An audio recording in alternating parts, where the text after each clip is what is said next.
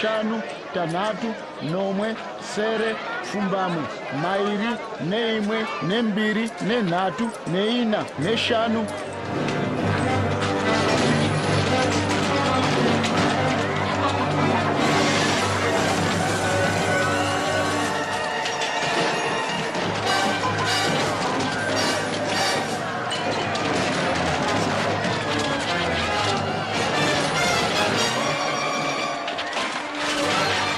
Kazi, imba yangu imba ya kunamatira, asi imi mwaita mako yembava.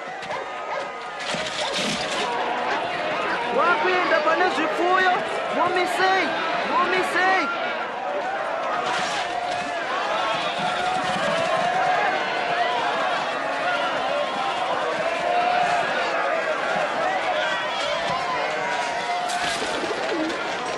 Dai mapurisa, mapurisa.